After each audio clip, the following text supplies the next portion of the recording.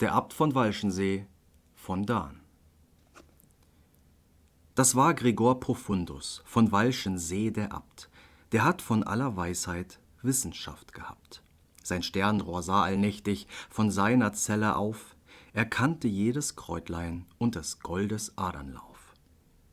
Der sprach, ich maß die Berge und die Sterne, soweit ich seh. Nun will ich auch noch messen den tiefen Walchensee.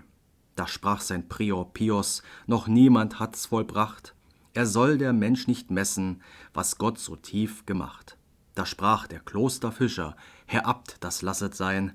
Der Wassermann im Grunde will nicht gemessen sein. Mich lüstet zu vollbringen, was keiner hat vollbracht. Und dem Wassermann im Grunde, dem brech ich seine Macht. Nach Sachenbach hin fuhr er, wo der See am tiefsten war. Mit Senkblei und mit Stricken viel 100 Klafter gar. Und sie maßen 1000 Klafter, da ward das Seil so schwer.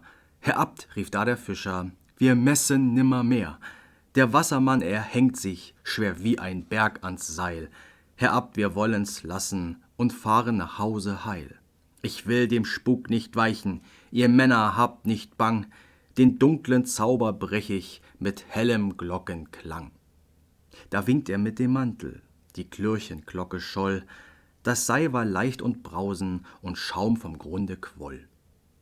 Und ward der Klüster müde, so zog ein Mönch den Strang, leicht war das Seil zu halten, solang die Glocke klang.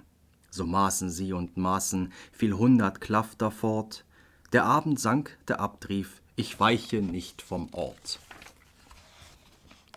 Ihr Fischer geht zu schlafen, ich messe fort allein.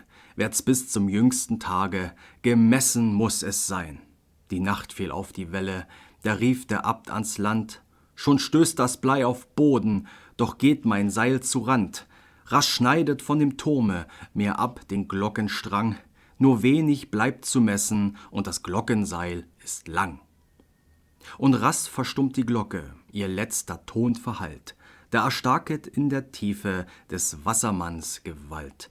Das Seil ward schwer und schwerer, als hing ein Berg daran. Der Abt, der rang gewaltig, er war ein starker Mann. Er wollt das Seil nicht lassen, er hielt's in fester Hand.